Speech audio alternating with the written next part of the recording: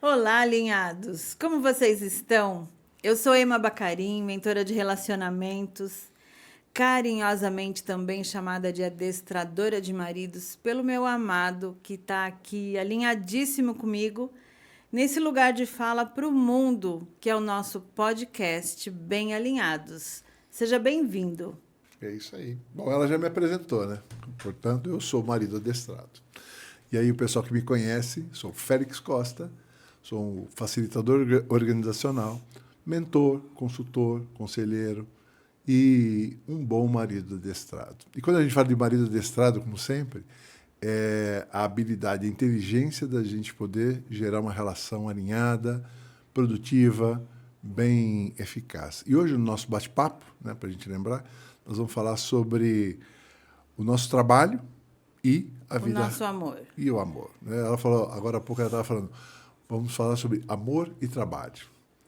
E é muito legal, porque amor e trabalho tem a ver com a mesma energia, do mesmo lugar, como diz Reich, né? Falando de Reich, ela é especialista. Eu sou terapeuta reichiana, conforme o Félix citou, e Reich vai falar muito sobre a nossa energia de realização, que está dentro ali da área do trabalho, e a nossa doação de amor, nosso vínculo, que está com as nossas relações íntimas, Sem né? dúvida. Nós, no caso. Hoje eu estava vendo uma pessoa interessante falar sobre o amor, né? Fazendo algumas considerações sobre o amor, alguns embasamentos da filosofia. E ele trouxe um tema que, para mim, ressoou e está até agora tocando, que ele fala assim, amor é a nossa capacidade emocional de lidar de uma maneira construtiva com a vida. E aí ele fala muito sobre como é importante essa relação do amor no trabalho. Então, não só o amor pelo trabalho, pelo que a gente faz, mas a amorosidade que a gente pode utilizar no trabalho. Eu fico considerando assim, como que isso tem a ver com a nossa vida, com o nosso trabalho, né? Porque são 40 anos juntos, mais de 40 anos juntos. Nós já estamos com pelo menos 25 anos de empresa rodando, na verdade. E um bocado de tempo a gente ajudando As a pessoas galera. estão né? fazendo contas agora. Não façam contas. Não precisa fazer contas. Nós somos jovens há um bom tempo. Essa que é a grande verdade. E pretendemos continuar por mais tempo, saudáveis, produtivos e nos desafiando, né?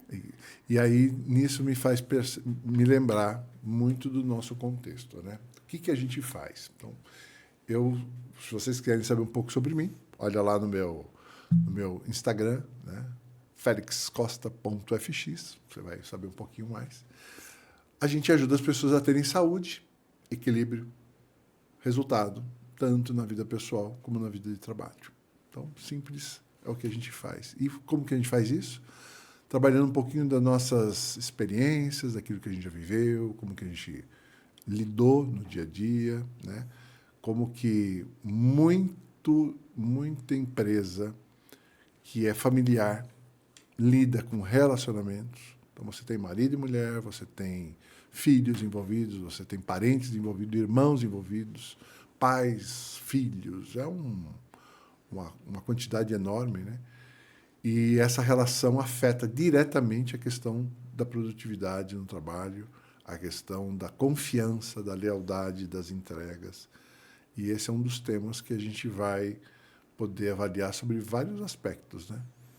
E trazendo assim uma evidência sobre isso, né? O nosso trabalho ele iniciou onde nós dois queríamos ajudar pessoas dentro de empresas Eu olhando mais para a pessoa no individual e o Félix mais para a pessoa dentro da empresa. E aí a gente se pergunta, como que cabe amor dentro de uma empresa? Vamos começar por, eu não sei o percentual exato, mas eu posso depois descobrir e colocar aqui na legenda, né? A maior parte das empresas nasceram de uma família, de um casal, de uma família, porque pela necessidade ou por juntar talentos nasceu ali uma empresa, uma grande empresa. A gente conhece muitas empresas famosas de familiares famosos ali. Eu posso dizer assim, com certeza, nós temos um volume Eu sei que tem um número gigantesco, acima de grande. 90% das empresas são empresas que têm uma relação familiar. Seja uma relação de sociedade, em família, ou com família dentro da estrutura. Então, assim, praticamente, o DNA da organização ele é familiar.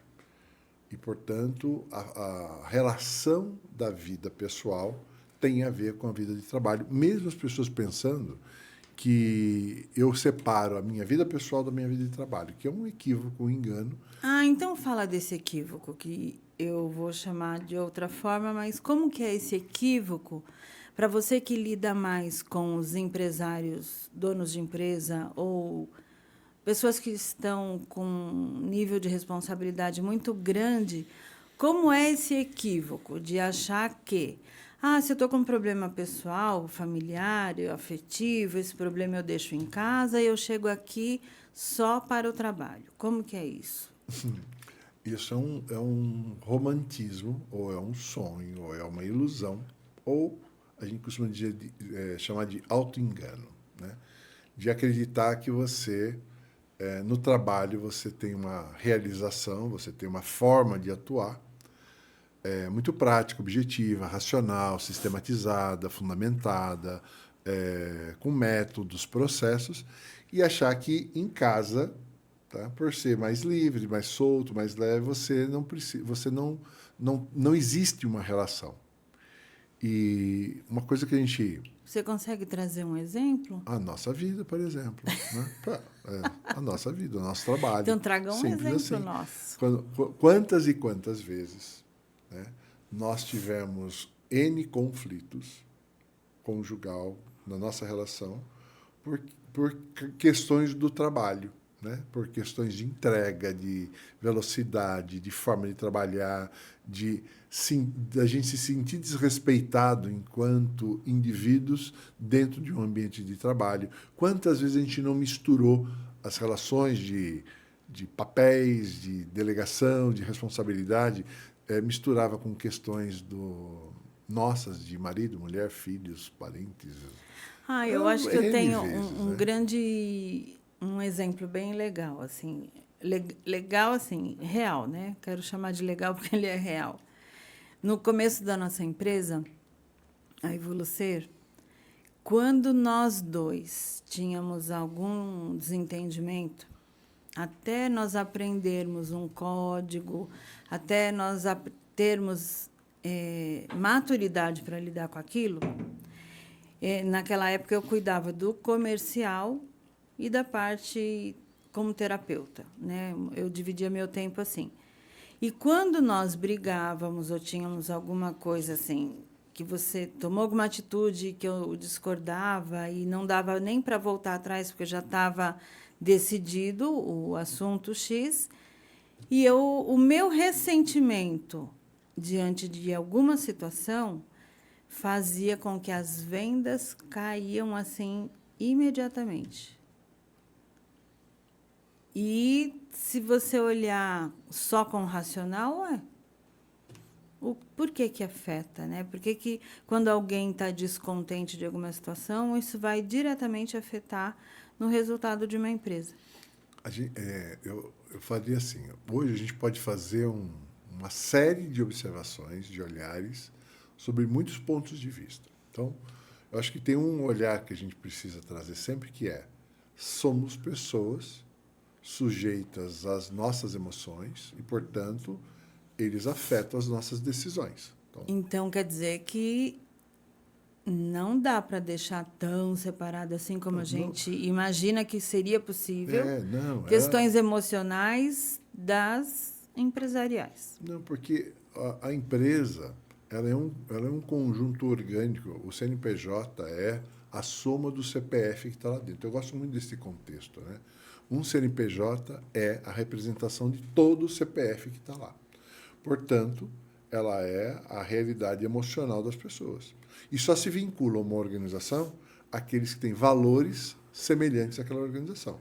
Então, um propósito. Por isso que a gente fala de Por identidade. missão, visão, valores, essas questões, nada mais é do que uma tentativa de estruturar, deixar claro o conjunto da ópera para que as pessoas possam se agremiar, estarem mais próximas de algo real, muito parecido com o seu jeito de funcionar, com o seu talento de entrega, e isso poder ser produtivo e útil no sistema.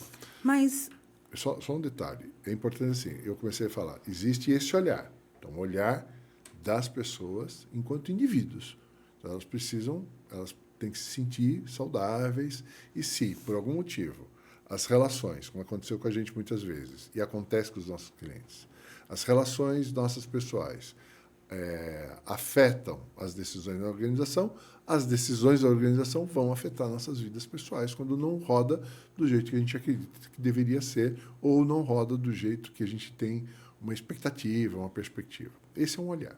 Existe um outro ponto de vista que eu diria que existe um movimento sistêmico, né? Os papéis que estão funcionando. Mas traz um exemplo, quando você fala assim, porque nem todo mundo entende o que é esse movimento sistêmico. Tá, então vamos lá. Quando nós temos um empresário que ele utiliza o talento, o recurso que ele tem, o olhar empreendedor, começa a fazer um projeto, começa a atuar num segmento, seja ele qual for, ele começa a agremiar e agregar várias pessoas com talentos diferentes para esse processo. Ele passa a ser um maestro desse projeto, muitas vezes ele é um desbravador do projeto, ele começa o projeto, então você tem todo um jeito de funcionar, e essa empresa vai crescendo, vai se mobilizando em virtude da maneira que ele pensa, que ele age, ele vai criando esses vínculos emocionais com as pessoas. Essa empresa cresce, ela tem mais pessoas, portanto, ela começa a ter mais necessidade, e aí isso começa a cascatear, e, portanto, você vai tendo outras pessoas liderando, conduzindo com o seu jeito próprio de funcionar. E isso vai mudando o conjunto do sistema, o conjunto Então, você está dizendo que, à medida que entram pessoas novas, diferentes, num grupo de pessoas dentro da empresa, isso vai gerar mudança ali. Sim. E é uma mudança viva, constante, ela não para, porque ela é como a vida. Ela E isso acontece dentro de uma empresa e dentro de uma família. E se a gente for pensar, uma empresa, uma família é um empreendimento. Eu ouvi esses dias alguém falando assim, ó, ela é minha sócia. Como a gente falou quantas vezes, né? Você é minha sócia de vida. Por que sócia de vida? Porque a gente compartilha dos bônus e do ônus desse empreendimento. E, portanto, este é o grande saldo da maturidade da relação. E um pouco do que a gente acaba experimentando é o que a gente acaba levando de consciência para os nossos clientes. Então, quando a gente tem um cliente... Eu queria ouvir o que são esses ônus aí e os bônus. Olha, começa pelos ônus. Ônus é eu não fazer tudo do jeito que eu quero, na hora que eu quero, né? Ah, mas eu não te proíbo. Ah, proíbe, lógico que proíbe. É proibitivo, nem certo? te impeço. Não, é muito interessante. Ela que pensa, né? Que não, quais são os ônus e os bônus? Então, ônus é tudo aquilo que é prazeroso, é satisfatório, é o resultado financeiro, são as Sim, mas as traz conquistas. um exemplo seu. Meu exemplo? É isso que todo mundo quer saber. Então, inclusive eu. Tem que aproveitar esse podcast para fazer uma DR aqui também. Então, vamos lá. O que a gente tem de ônus? Ônus é são as conquistas que a gente tem, a nossa casa, nosso carro, nossos bens. Ônus é os aprendizados que a gente teve no meio do processo. Ônus é o quanto que a nossa relação se tornou mais madura, mais confiável, mais leal. Ônus, no sentido Aliás, esses são os nossos bônus, né? Bônus são O os que tem de benefícios. bom. Né? Depois eu vou falar o que eu acho. É, a possibilidade da gente ter o prazer que a gente tem, a fluidez, a confiança, a certeza de que a gente não está sozinho no processo, que a gente tem alguém onde a gente pode ser mais frágil. Então, essa capacidade de aprender junto constantemente. Eu acho que esse é um dos bônus que a gente tem. Ônus. A gente tem que abrir mão de certas coisas, a gente precisa, muitas vezes, se dedicar mais a algumas coisas que a gente não é tão bom. Né? Por exemplo, na nossa empresa, nós passamos uma série de experiências com gente, com funcionários, com equipe de vendas, equipe comercial, marketing, de tudo quanto é jeito. Né? E a gente foi vendo que nós dois tínhamos um sério problema com questões de ordem técnica, ou na área de tecnologia, ou na área de contábil, de gestão do negócio. Né? Então, isso fez com que a gente tivesse que dar atenção. Isso fez com que eu tivesse que dar atenção para um negócio que não é minha praia. Né? Eu sou muito bom em certas posso coisas confessar que e eu não em outras. demorei algum tempo para perceber que não era teu talento também. Eu acho que eu tinha uma ilusão. Eu não sou boa nisso, mas ele é. E aí eu percebi que você também não é. E não é só não ser bom, é não gostar, né? E uma coisa está muito ligada à outra. E eu acho que Ninguém é bom no que não gosta e vice-versa. você tocou um assunto que é muito comum em empresa, em sociedade, em contratações. Qual assunto? As pessoas projetarem no outro a expectativa daquilo que ela não faz. Parece até relacionamento, né? Então, assim, a gente projeta no outro a expectativa que o outro vai fazer uma entrega que a gente não faz aquela entrega, né? E aí a gente acredita que o outro deveria estar fazendo aquilo. E eu contratei ele, acertei, e portanto, isso é uma mentira. Eu não sei nem pedir aquilo que eu não sei fazer. Exatamente. Aliás, às vezes, eu não sei nem reconhecer no outro aquilo que nem eu tenho. Então, eu fico na ilusão. Então, uma das coisas comuns que a gente trabalha, eu, pelo menos, quando eu trabalho com dono de empresa, com executivo de alta gestão, com profissionais, é trazer essa experiência que a gente teve na vida, que é: qual é o teu talento? Aonde você é bom? Qual é o teu sistema? Onde que o teu sistema funciona bem? Para que você entenda aonde você tem que buscar ajuda. E aí você vai ter que estruturar essa ajuda, porque você nem sabe aonde você vai ter que ter. É muito comum, eu vou dar alguns exemplos que eu tenho tido recentemente. Traz histórias, que eu adoro ouvir histórias. Então tá. Recentemente eu peguei um grupo de executivos, empresários, são sócios de uma grande organização, e a gente começou a fazer um trabalho de mentoria com toda essa galera. A gente está num processo de cultura, né, desenvolvendo o fortalecimento dessa cultura para que essa empresa possa crescer. Já é uma grande potência no segmento que ela atua. E aí, trabalhando com essas pessoas, né, eu trouxe um olhar para que eles pudessem ficar atentos, que era assim: existem 3 estruturas na liderança que são muito próprias. Uma delas é a estrutura do caçador. A estrutura do caçador é o cara que vai à luta, vai à caça, é o cara da venda, do negócio, do empreendimento, é o cara que vai é sangue nos olhos, é faca na caveira, é o cara que caça, vai à caça. Esse cara, ele tem um propósito na vida, que é pôr dinheiro na casa.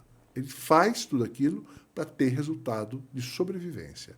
O caçador busca o alimento para o negócio. Esse é um olhar, eu vou dizer assim, uma analogia que eu faço. Existe a figura que é do... que eu vou dizer assim, esse caçador, eu costumo dizer que é o empreendedor, é o cara que empreende. Tem a figura do líder. O líder é o indivíduo que tem um prazer, tem uma satisfação, tem um talento de lidar com gente, de conduzir pessoas, de ajudar as pessoas a serem melhores e também atingir resultado.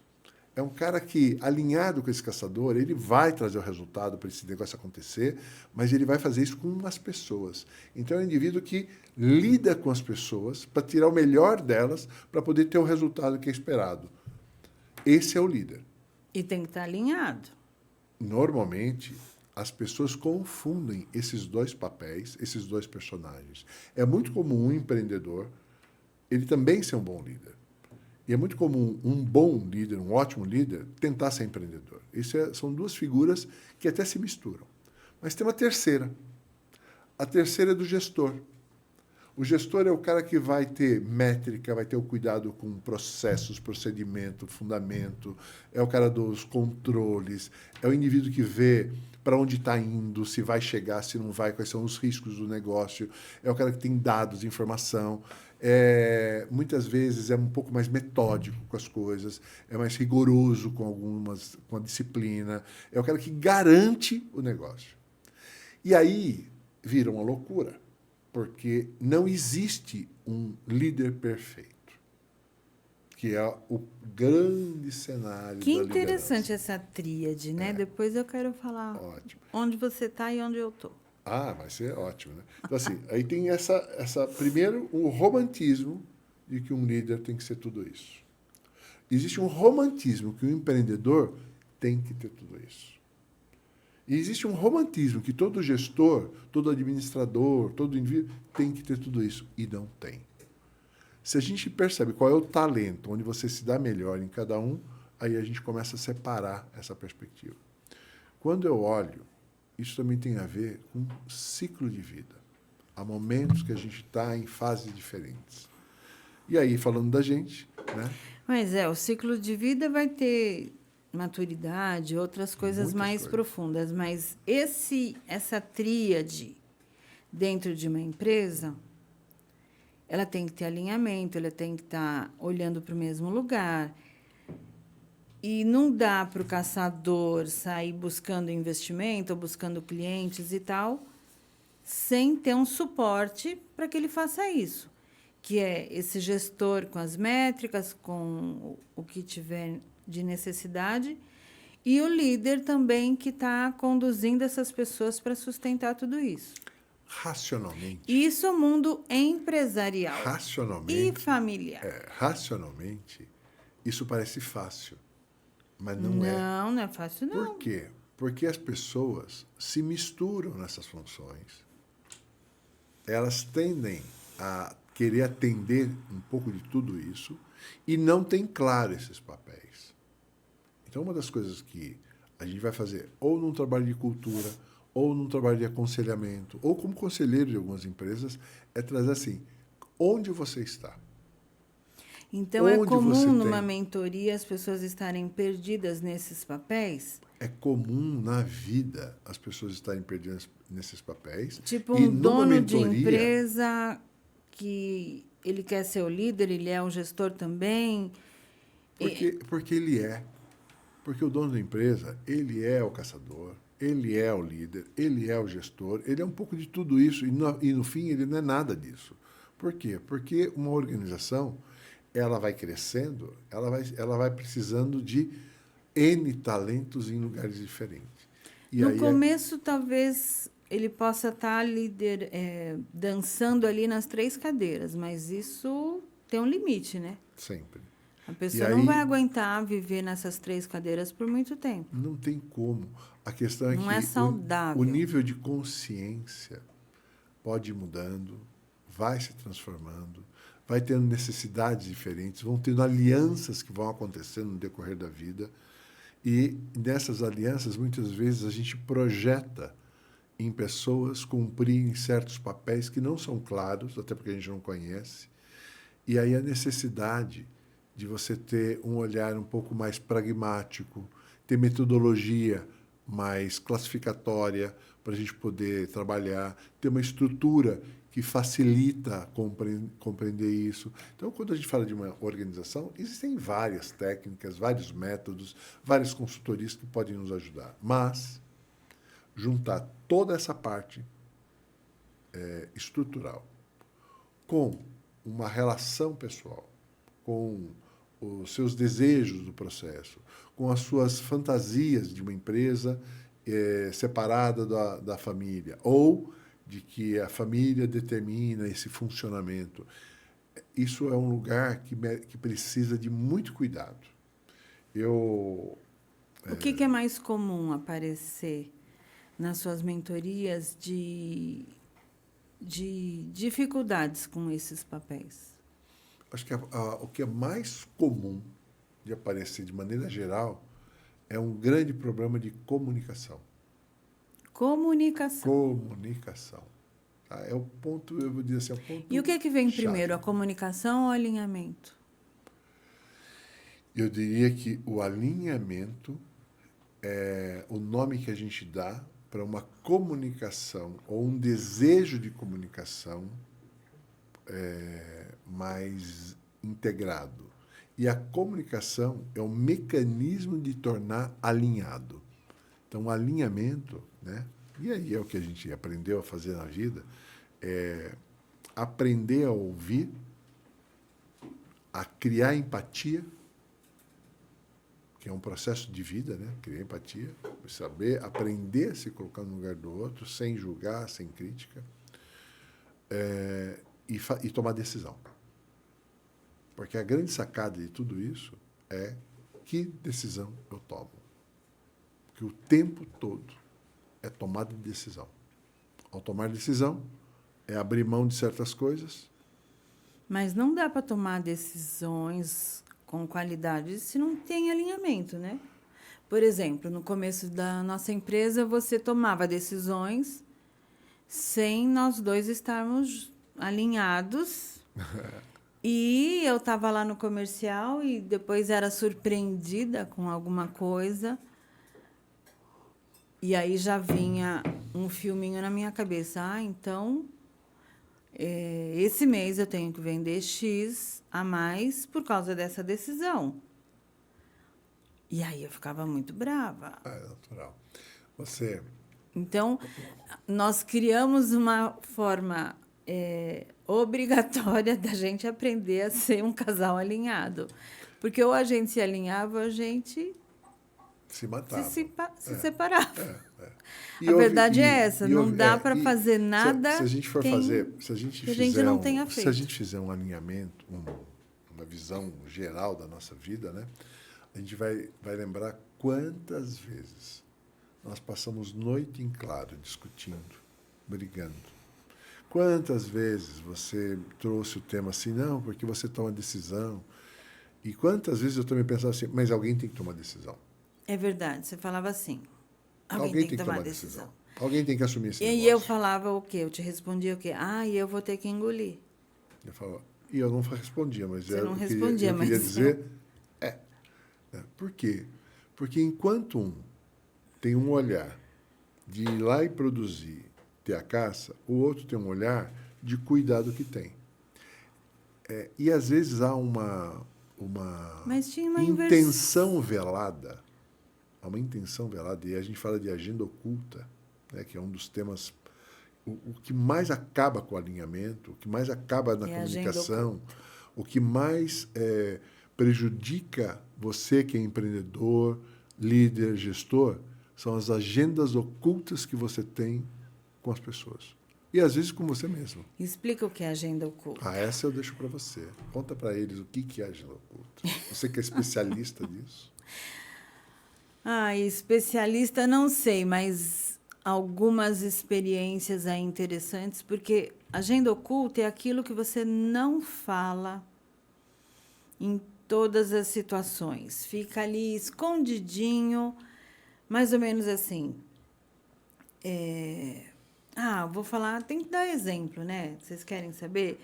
uma agenda oculta nossa, antes de nós termos a nossa empresa, onde nós éramos cada um Executivo de uma empresa. executivos de cada um na sua área. Eu era gestora de vendas e você executivo de uma grande empresa. O Félix, né, você mudou de cidade, foi para uma cidade distante. Eu não queria fazer aquela mudança, mas era uma oportunidade. Então tá. Aí você foi para Ribeirão Preto e eu fiquei lá no fundinho assim, não vou, não vou. No fundinho eu torcia para não dar certo. Essa era a minha agenda oculta. Eu não torcia para você crescer naquele projeto. Eu não sabia, estou sabendo agora, viu? E, assim, a minha não torcida, por quê? Eu não queria ir para uma cidade estranha, eu não queria estar longe dos meus pais. Na época, ambos eram vivos. Eu não queria ficar longe da família. Nós íamos para uma cidade sem ninguém. E era uma grande oportunidade profissional sua, somente sua, mas era, consequentemente, nossa, do casal. Mas a minha vida profissional tinha a possibilidade de caminhar paralela com a sua, só que nós tínhamos uma mudança drástica na nossa vida com essa decisão de ir para Ribeirão Preto, sair de São Paulo para ir para uma cidade 300 quilômetros de distância. E a minha agenda oculta de torcer para não dar certo, porque no fundo eu não quero ir e eu não banco dizer essa minha verdade, que eu não quero mudar de cidade. Eu sei que eu devo, mas eu não quero. E aí, para evitar briga, eu não falo. E se eu não falo, isso fica oculto, presente nas atitudes. Atitudes de insatisfação, de não ter tanto entusiasmo com a cidade em si e tudo mais. E aí isso gerou um peso. Nós moramos 7 anos. Tivemos momentos maravilhosos, mas o início foi difícil, né? Então, a agenda oculta é quando eu não banco ser 100% honesto com o que eu quero, com o que eu sinto, com o que eu pressinto, ou com o medo que eu tenho. Bárbara. E isso vai fazer com que... Você percebia a minha agenda oculta no início? Eu acho que, com o passar do tempo, a gente vai aprendendo o que é agenda oculta, vai tendo um ponto de Mas vista... você não percebia no começo. Quando você começou a falar, eu comecei a me lembrar da época, é inevitável, a gente começa a recordar, né, da nossa história. Então, assim, é um momento onde eu me via crescendo profissionalmente, um projeto executivo. A gente estava iniciando o programa de concessões no país e eu fazia parte desse time que estava iniciando. Nós estamos falando há muito tempo atrás, né? Há 25 anos. Não vamos nem falar tanto mais, mas a gente está no Mas só para a início gente desse projeto. não fugir muito do Não, agenda oculta, eu quero para não voltar, abrir... eu quero voltar para lá. Tá. De alguma forma, eu também estava crescendo tanto que eu colocava em dúvida se o casamento ia me ajudar ou atrapalhar. Ah, era a sua agenda oculta. Era a minha agenda oculta. Então, ir para lá era uma forma de forçar essa relação, forçar esse casamento, saber se ele era ou não era, ele iria ou não iria, né? E tinha uma coisa assim, a própria maturidade também não me fazia pensar com todo o cálculo, com toda a estrutura, simplesmente ia fazendo, porque eu não me conectava com os danos colaterais que poderiam vir a partir de uma decisão dessa. Eu estava muito mais preocupado com o meu umbigo, de fazer a coisa acontecer, até porque naquela época eu imaginava assim, bom, eu aqui trago maior receita e, portanto, tem que ser do meu jeito, que é uma visão muito machista, preconceituosa, patriarcal, da onde eu fui criado, estruturado, né? Então eu vinha desse universo. E enganosa, né? Porque Totalmente, nós dois totalmente. ganhávamos Muitíssimo quase bem. igual, Muito ou muitas bem. vezes eu ganhava mais que você. Com certeza. E eu sempre falava assim, adoro mulher que ganha mais que eu, né? Era muito bom. Porque na época de gestão de vendas, Você ganhava muitíssimo arrasava. bem. Continuo arrasando, mas já maravilhosamente. Mas Mas a questão uma coisa que isso também te imagina oculto. O que uma agenda oculta é algo que você não fala para o seu parceiro, que você não traz a verdade para ser discutida, para ser falada, para ser encarada. O quanto que ir para uma cidade nova fazia você se vislumbrar com tudo aquilo, né? Porque uma empresa nova, cheia de novidades, muito bem recebido em todos os locais e tal, o ego acaba gostando e se iludindo. Mas, enfim, o papo é muito bom, tem muito assunto, mas quando a gente fala o que o amor e o trabalho, onde eles se encontram, onde eles se somam e onde eles podem, se não tiver alinhamento, trazer aí consequências bem catastróficas E aí de você... separação, de fechamento de empresa. É porque ninguém sai contando por aí. A empresa fechou porque tá. Não, são assuntos íntimos. Sim. Mas, na verdade, tem muita coisa. Quantas empresas que nós já vimos fechar por causa de desalinhamento entre os sócios, que muitas vezes eram marido e mulher, e isso, infelizmente, pode acabar com uma empresa e com uma família. E existem dois lugares. Só para ir fechando. Existem dois lugares que isso acontece e vem para a gente poder lidar. Um deles é numa reestruturação de cultura, de um trabalho de liderança, um trabalho de empoderamento, onde a gente vai ajudar a ter uma visão mais pragmática, objetiva e lidar com essas questões de uma forma mais madura.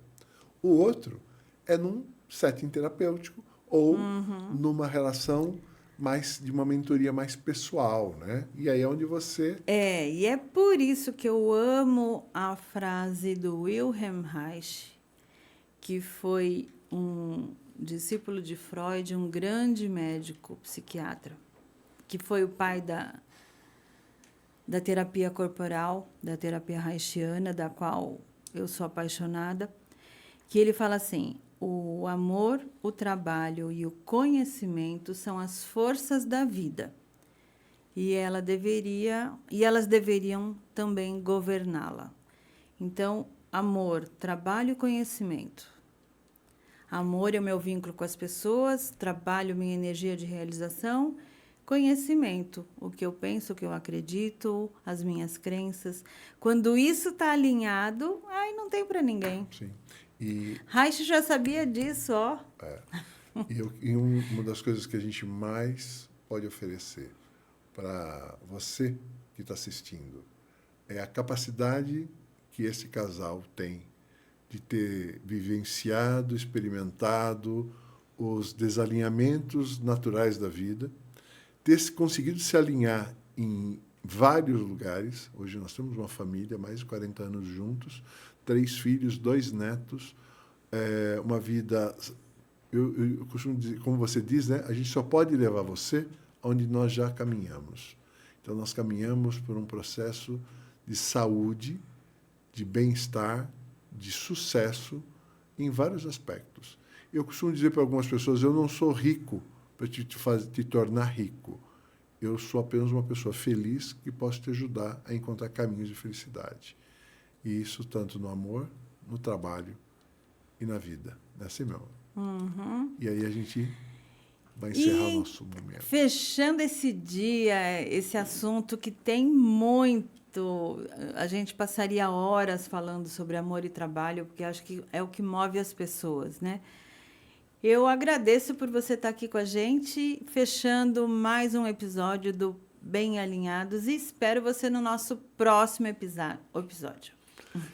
E vocês, todos estão convidados a curtir a nossa página, felixcosta.fx. Estou lá, você pode falar comigo, conhecer o nosso trabalho e vir fazer parte desse processo. E aqui na descrição do vídeo você vai saber mais informações.